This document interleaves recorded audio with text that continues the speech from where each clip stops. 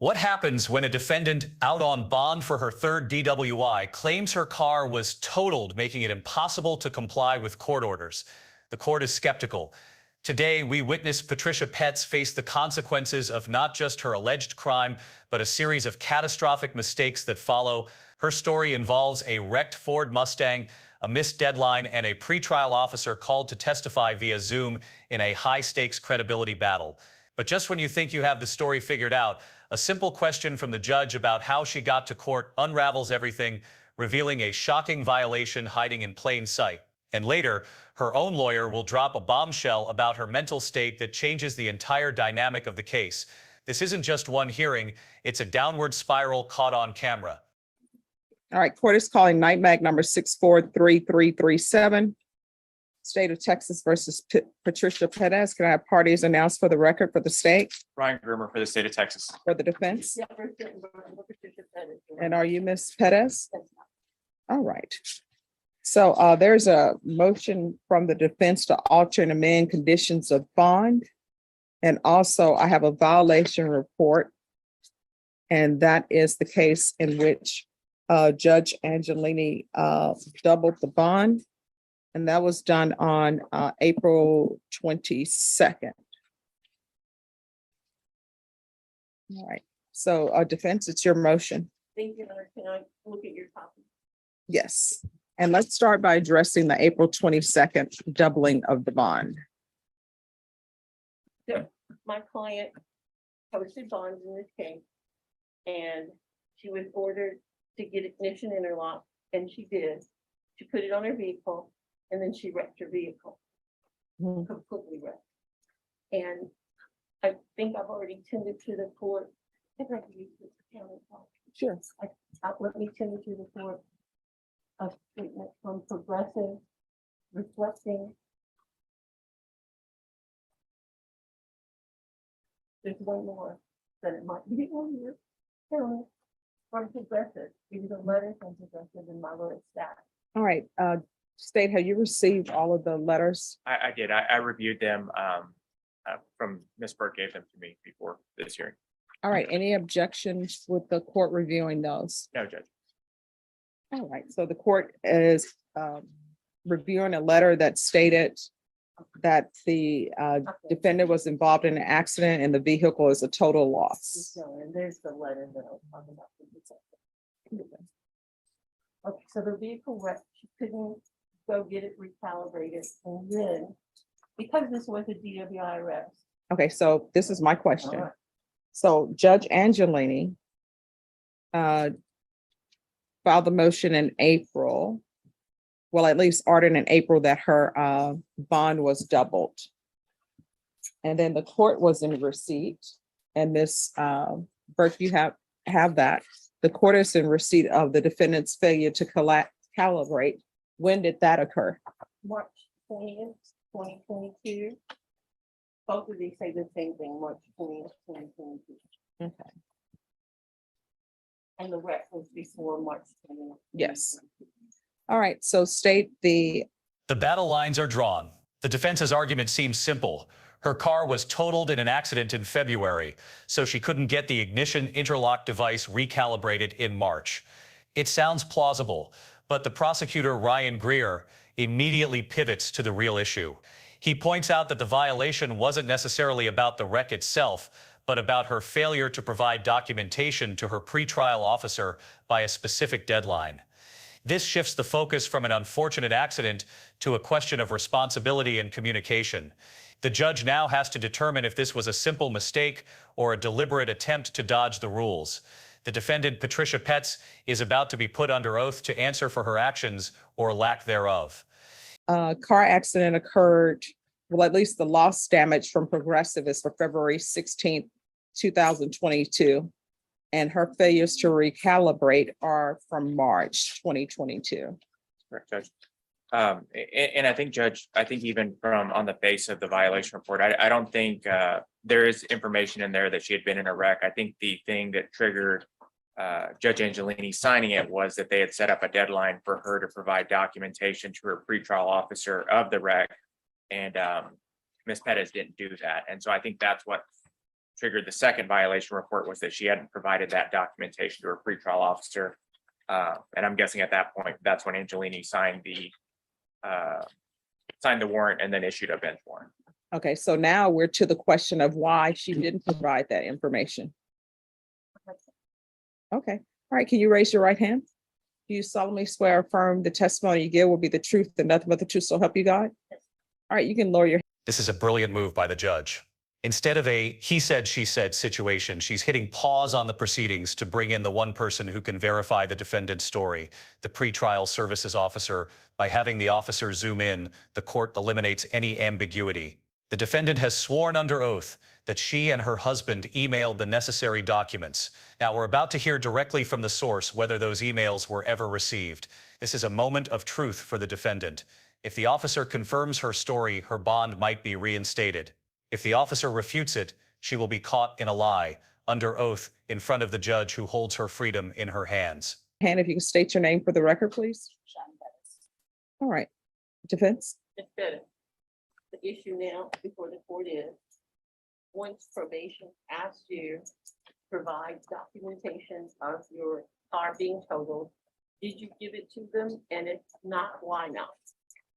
Yes, I did, and I emailed it to them, and my husband did also.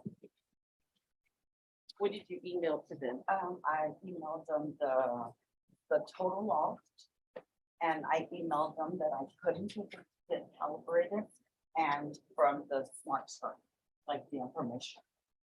There were 3 forms. All right, so this is what we're gonna do. We're gonna come back this afternoon. She's gonna remain in custody. We're gonna call pretrial services to testify by Zoom. I have something else. Yes, Your husband's in the home okay, and he can testify what in his email. okay, so, yes, I see him right there. So what we're gonna do is we're gonna have her come back. So you're not gonna go to the Bear County Jail. What's gonna happen is we're gonna come back at 1:30 and I'm gonna have pretrial services Zoom in, okay? Speak up. Yes, ma'am. Okay, all right, so that's what we'll do. Yes. All right, so deputies, are we able to have her back here at 1:30? Okay. And Norma, can you have the pretrial services officer Zoom in for this case at 1:30? All right, so we are back on the record and NIMAC number 6433337. State of Texas versus Patricia Perez.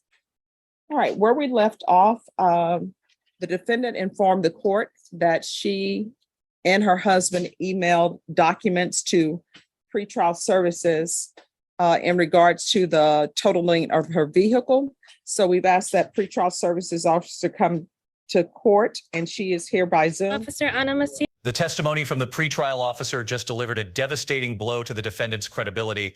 Officer Massas confirms that while she was aware of the wreck, she didn't receive the official documentation until April 26th, the full 10 days after the deadline had passed and well after the violation report was filed. The judge now has all the leverage. She circles back to the defendant with the million-dollar question, why did you wait so long? The defendant's excuse is that she might have been using the wrong email address. It's a flimsy defense, and you can tell the judge and prosecutor aren't buying it. The claim that she also tried calling without success feels like a last-ditch effort to salvage the situation. Yes, from pretrial services. All right, Brent, are you able to hear? Yeah, yes. All right, we are here concerning Patricia Perez. Have you been able to pull up the record on that case? Yes, Your Honor. All right, with regards to this, the defense's witness, Ms. Perez, and also her husband have informed the court that they sent documentation by email stating that the car has been totaled. Do you have that? Yes, Your Honor, on April 26th, 22nd, or 2022, Your Honor. I have the claim that I scanned it in, Your Honor, in regards to the 2006 Ford Mustang is total loss. Okay.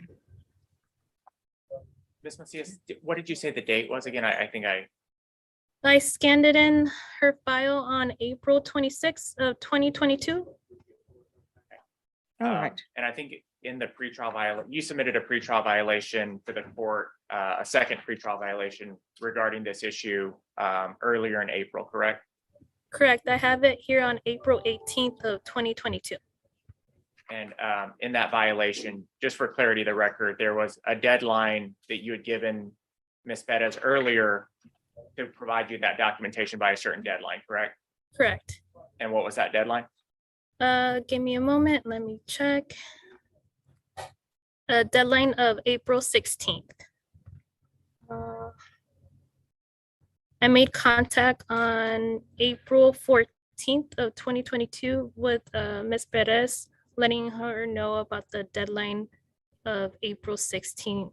She did tell me that the vehicle's totaled. I asked her for supporting documents. Okay, so you were aware of the vehicle. This is a masterclass in courtroom questioning. After all the back and forth about emails and wrecked cars, the judge asks a deceptively simple question: how did you make it to court today? The defendant's answer that her husband drove her springs the trap. The follow-up is lethal. Does that car have ignition interlock on it? The answer is no.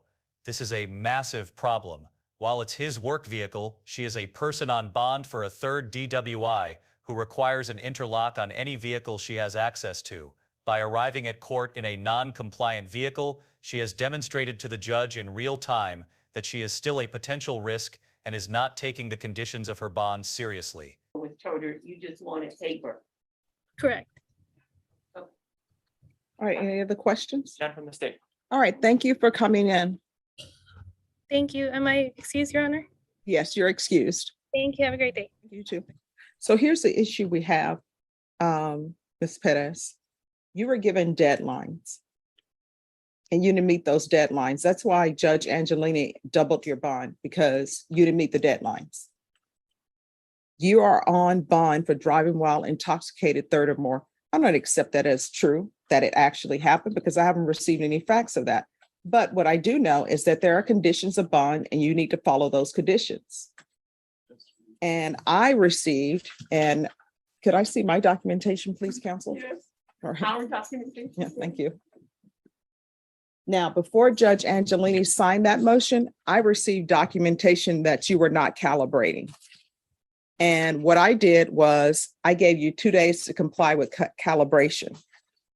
And once that was done, I'm sure there was contact made with probation and with pretrial services. And just because you tell pretrial services your car has been totaled, they don't know if that's been totaled. They need documentation for that.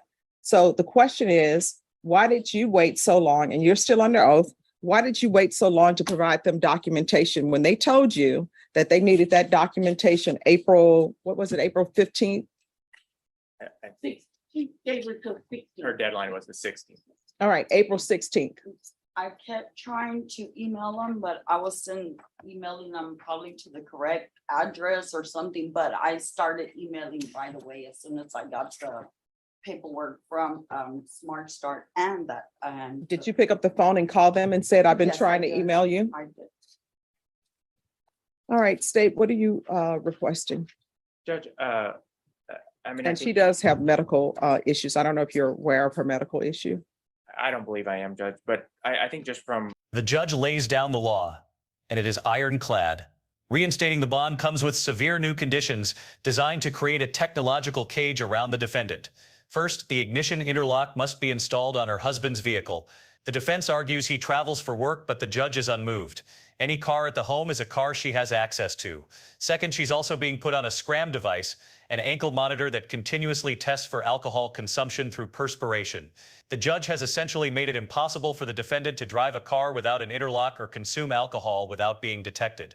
This is the court's way of saying, if you won't follow the rules, we will use technology to force you to. from our perspective, I think that at the minimum, if the court decides to reinstate her bond, I think she just needs to be strongly admonished that it isn't so much, it sounds like she did tell them she was in a wreck, but like the court said, they don't have confirmation until they do. And I don't find it persuasive that she was trying to email their email. I think she just needs to understand that like she needs to communicate with her pretrial officer. And, if she's not able to do that, then obviously her bond could be revoked and she could spend her pretrial period waiting in custody if she's unable to comply with the rules that the court asked and the pretrial asked. Do you understand that? Yes. Your Honor. All right, how did you make it to court today? With the bond conditions set, we now jump forward to a completely different hearing for the same defendant, Patricia Petz, but this time, the situation has escalated dramatically. She's back in custody, not for a technical violation, but because she failed to show up for court twice. She has a new attorney who was just retained this morning, and he's immediately trying to get her bond reinstated.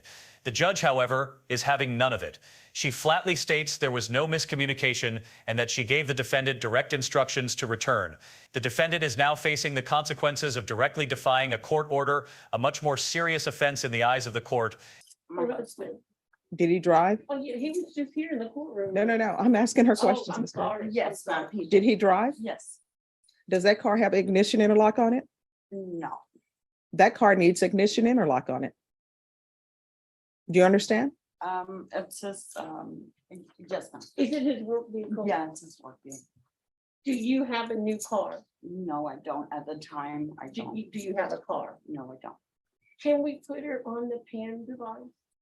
Obviously, he's using his work vehicle, which we learned in law school, which is outside the duties of his work, but he's using his work vehicle to transport her. Unless this is on a road, on a route to his job, no. May I say something that Yes. I happen to know? He travels extensively. See, he and I have been in touch with each other. But he brought her, it doesn't fail the fact that he brought her to court in that vehicle. And he's using it outside his employment duties. He doesn't really live here much. He's on the road 1 week at a time. He and I coordinated when he could bring her here today because he needs to go back out. He has a company that he runs. But she still has access to the vehicle. Is that vehicle in his name? It's under his name. Yeah. Yes. It needs to have The only thing is she won't be driving it, just him. I just wonder, how do we do this if he's out of town? She's not driving, she's not in the vehicle, who's gonna blow? no, it's gonna be an ignition interlock on that device. And she's also gonna be on another device for when she's at home, because I don't know if she's not driving that vehicle or not. This is an incredible and tragic turn. The defense attorney, in a desperate bid for leniency, reveals a litany of severe health issues plaguing his client. We learn she has a colostomy bag, but more alarmingly, she suffers from bipolar disorder, schizophrenia, and PTSD. He goes a step further, telling the judge that based on his recent conversations with her, he questions if she is even mentally competent to stand trial. This disclosure completely reframes the defendant's actions. Are her failures to comply, the missed deadline, the missed court dates, the actions of a defiant felon, or the symptoms of a person in the throes of a severe mental health crisis who is incapable of following complex rules? It's in his name. Okay, so he can blow in the vehicle when he's gone on a road trip. He needs to let them know. I'm sure they'll be able to show that he's not in the county, They have but video on Yes. those things. so that vehicle is going to have ignition interlock on it, and you are going to be on a device as well. Do you understand? Yes, I do. You know, and I don't think you know this. I'm court appointed. I don't think they can afford those two things at once. The judge's response here is a balancing act between compassion and judicial duty. She explicitly states that she takes mental health issues seriously. However, she draws a firm line, emphasizing that these issues cannot be an excuse for failing to follow court orders, especially when the charge is a third DWI, a felony that puts the public at risk. By refusing to set a bond and demanding a full pretrial evaluation, the judge is sending a clear message: public safety comes first. While the court may eventually provide resources for her mental health, it will be within the strict confines of the justice system, which right now means a jail cell. I mean, the only option she has is to be at the Bexar County Jail. We fast forward once again, and this is the final act for Patricia Petz. She is standing before the judge to enter a plea. The lawyers have clearly been working behind the scenes as the prosecutor presents a plea bargain agreement. This is the moment of reckoning. After all the violations, hearings, and arguments, the case is coming to an end. The question now is not about her compliance with bond, but what her ultimate punishment will be for the original charge, driving while intoxicated for the third time. The paperwork lays out the potential sentence, and now we will see if she accepts her fate. Because I can't have her having access to a vehicle. Yeah, he's And- never here. income? How about if we get a vehicle? Okay, if she buys a vehicle, which she doesn't have, if she buys one, can the court order it to be on her vehicle so that he can go to work and be free? No, because it's like every vehicle at the home has to have ignition interlock on it. I mean, that's just the way it is. All right, so what the court is going to order is the court is going to reinstate the bond of $10,000. There's to be ignition interlock on any vehicle at the home, and that defendant has access to. And we're going to do scram. And I'll ask that the fees be waived, deferred. Thank you, Your Honor. The fees will be waived on what? On both devices, but I can tell you this, I don't have any authority to waive those fees because it's a separate contract. I mean, it's a separate contract that the county has, but supposedly they have some sort of device out there that is free to people who are indigent. Thank you. You're welcome. The plea is no contest. Legally, this functions as a guilty plea for the purposes of sentencing, but it's a strategic choice. By pleading no contest or nolo contender, the defendant accepts the conviction without formally admitting guilt to the facts of the crime. This can be important for protecting against civil liability later on. The state now offers its evidence to prove the case, and her attorney offers a letter from a treatment provider as a mitigating factor, showing she has completed a month-long inpatient program since the offense occurred. This is his final attempt to argue for rehabilitation over pure punishment. If there's any more issues with you not reporting and not doing what needs to be done, we're going to have an issue. You understand? Yes, ma'am, I do understand. All right, court is calling 2022 CR 9288, State of Texas versus Patricia Perez. Could I have parties announced for the record for the state, Daniel Escobar for the state of Texas. for the defense? Andrew Fraley, Ms. Perez. All right, have you had a chance to confer with the state? Briefly, Your Honor, I was just retained this morning. Mhm. And after speaking with my client, finding out we retained knowing she had a warrant, there was a miscommunication about court on Friday. I would like to ask the court to reinstate the bond and provide some evidence Okay, as to my client's situation. I will tell you this, there was no miscommunication. I gave her a setting of when to come back and she did not appear twice. So she's going to go into custody. They will, Ms. Ferguson will have a PR bond done for her. Once I review that PR bond, and since she's in custody, it should be fairly quickly when they get that done.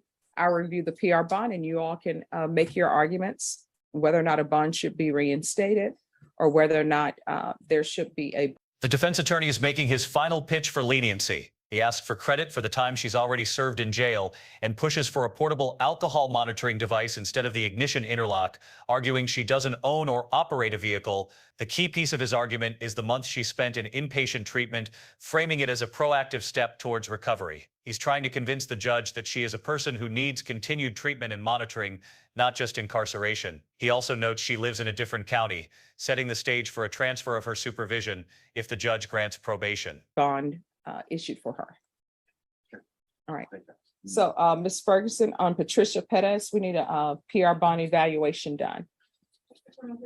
Yes, just the criminal history. And I do that because there have been changes, as you know, and that's the quickest way for me to get the case on docket if we do the PR bond. Otherwise, I can have it referred to Judge Carruthers.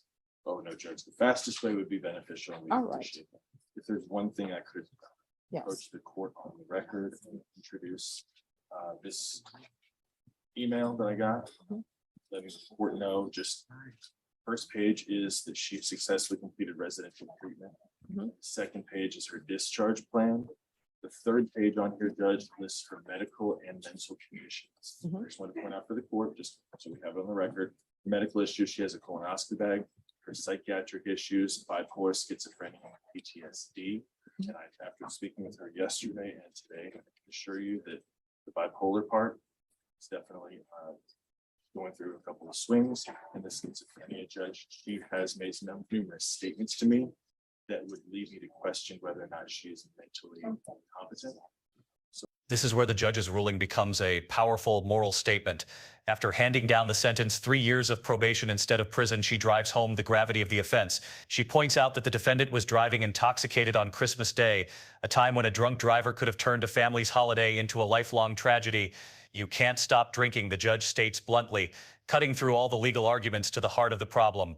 This isn't just a legal proceeding anymore. It's a direct human-to-human confrontation with the reality of her addiction and the danger it poses to everyone around her. We will proceed with those. We'd ask the court in terms of any PR bonds. You wanted to wait for this, didn't you? Oh, yes, because I don't have anything before me. No. And what I can tell defense counsel is that as a defense attorney and even as a prosecutor, I would take note of anyone who has any type of mental health issues. And I would always take that in consideration and try to get them help as quickly as possible.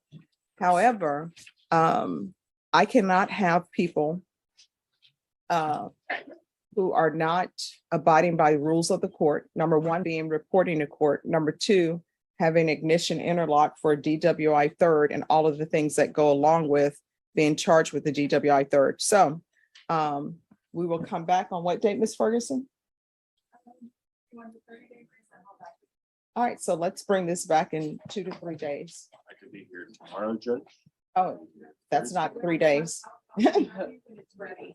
All right, let's give them a 2-week reset, but if it's ready before then, we'll have her here before then. Can I ask the court to set a bond today? No, So there's no bond set at this time. no, I don't have any information to set bond. All right, Ms. Ferguson. October 18th. All right, so we're gonna come back on October 18th at 9 a.m. And just check in with Ms. Ferguson in 2 days to see if it's available, because if it's available, we'll put it on the docket immediately. I'll be here anytime the court needs me to be. All right, thank you. Court is calling 2022 CR 9288, State of Texas versus Patricia Perez. Can our parties announce for the record for the state, Marcus Sanders. for the defense? Andrew Brandon. And are you Ms. Perez? Yes, I am, Your Honor. Counsel, I'm showing you the discovery acknowledgement. Have you received all the discovery in this case, and did you review it with your client? Yes, Your Honor. Perez, I'm showing you what's entitled Court Admonishments and Defendants Waivers and Affidavit of Admonitions. Did you review that document with your attorney? Did you understand it? Did you sign it in all the appropriate places? Yes, Your Honor. Did you understand you're charged with driving while intoxicated third or more? That's a third-degree felony. The range of punishment is anywhere from 2 to 10 years in prison and up to a $10,000 fine. Did you understand? Counsel, has your client been able to provide you with any defenses? Yes, Your Honor. Do you believe she has a rational as well as a factual understanding of the charges against her? Yes, Your Honor. Do you believe she's currently competent and was legally sane at the time of the offense? Yes, Your Honor. Court will find that defendant has knowingly and voluntarily waived her right to jury trial. Showing you the plea bargain page. Did you review that with your attorney? Did you understand it? Yes, Your Honor. According to the plea bargain agreement, punishment is to be assessed at 2 years in the prison. There's no application for deferred adjudication. State recommends community supervision, and there's $60 to DPS for testing. Did you understand that to be the plea? Yes. Defense? Yes, Your Honor. State. Yes, Judge. Next, I'm showing you outside the plea bargain agreement. State is requesting that your community supervision be for a term of 3 years. There be a top evaluation, 100 hours of community service restitution, 10 days in the Bexar County Jail, MIC evaluation, DWI intervention, victim impact panel live, ignition interlock for half the term, or alternative for half the term, 2-year Texas driver's license suspension. Did you understand those are recommendations from the state, and the court does not have to follow those recommendations? Yes, Your Honor. Then to the offense as charged in the indictment, how do you plead? Guilty, not guilty, or no contest? No conflict. State any evidence. Yes, State Office Exhibit 1 in its attachments. Okay. Court will find that defendant has knowingly and voluntarily waived and consented to stipulation of testimony and stipulations. Court will accept into evidence states exhibits 1 in attachments. Defense, do you have an exhibit to admit? Yes, Judge. We asked you to mention Exhibit 1, that is a written letter from her inpatient treatment provider. Since this offense occurred, Judge, she has successfully completed inpatient treatment for addiction. We would like to put this into consideration. Any objections to defense exhibit number 1? No, Your Honor. All right, counsel, can you tell the court how long was she an inpatient? Approximately a month. Your Honor. Okay.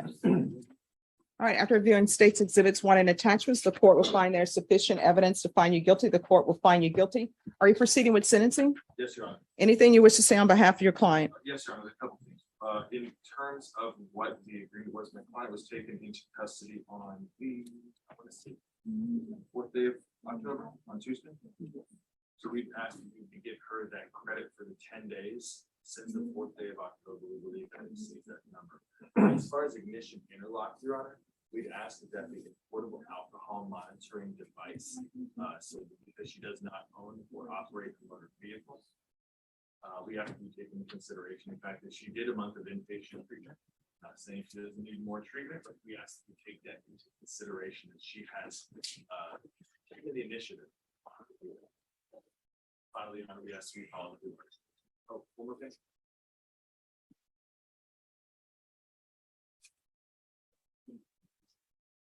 At this time, Judge, my client lives and resides in Kendall County, Texas. We believe that might be the best place to do this. Are you employed? No, I'm not. How you support yourself? My husband has one. Do you have any children? None, no, Any grandchildren? no. All right, this is what the court is going to do. Court is going to sentence you to 2 years in prison, suspended and probated for 3 years, $60 to DPS for testing, 100 hours of community service restitution. 40 of those hours will be waived if you provide proof of the COVID vaccination. The court is not requiring you to get the COVID vaccination, but if you do, 40 of those hours will be waived. Ignition interlock for half the term. We've been down this road before. Her husband has a vehicle. He doesn't have a vehicle. It works. It doesn't work. But she is going to have ignition interlock on any vehicles at that home. VIP live. There's to be a MIC evaluation that can be done out of custody. DWI intervention. Intensive outpatient treatment with probation. Sober meetings 1 time per week. There's to be a transfer to Kendall County. Proof of employment within 30 days. There's to be no employment as a home healthcare provider with minors. Regular reporting by Zoom or in person. And you can either do 10 days in the Bexar County Jail, or she will be on GPS for 30 days. And that's full GPS for 30 days. Which would you prefer? Judge, will you give her credit for the time that she's been in custody? So No. that 2 days would start now. Yes. I'll do the GPS. All right, so there's to be full GPS for 30 days. All right, is there anything else that you need? No. Probation, is there anything else she needs? All right, and we'll do the TAP evaluation out of custody. If,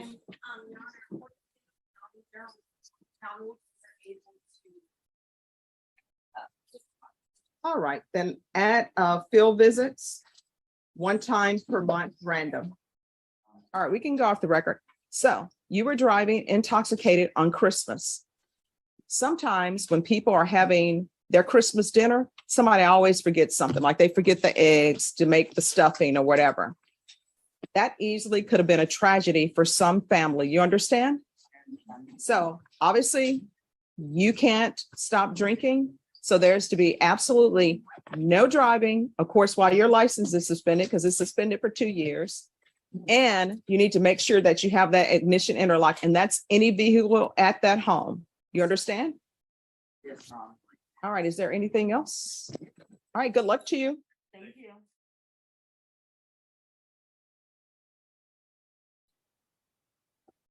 All right, Ms. Abrams. On this case with Ms. Perez, do you think it's best that she be transferred to Kendall County? Yes, Your Honor. All right, so even though you're going to be transferred to Kendall County, what will end up happening if you don't follow the rules there? A motion to revoke will end up being filed and it'll come back to the court. Do you understand? Oh, definitely. All right, so do you have plans in place so you can be successful? Yes, ma'am. Okay. All right, probation. How is she being monitored with regards to any alcohol use? Let me double check, Your Honor. Are you on any type of device for alcohol testing? Well, no, I don't know if this is So remember, I was really supposed to have this for a month, but I've had it for like 120 days now. Oh, yeah. I mean, the reason why you've had it for that time is because you have not been following the court's rules. So is she on any type of alcohol monitoring? I'll be there, just- Because she was the person who had some issues with a vehicle at her house. It was her ex-husband, maybe not her ex-husband.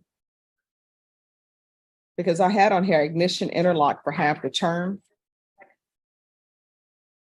All right, so she needs to, if she's going to be supervised in Kendall County, she either needs a portable device, but she needs a alcohol monitoring device. All right, so yes, so I want her in that sober device then. Okay. All right, is there anything else? Did you want her to remain with the GPS? Is she able to remain with GPS and be in Kendall County?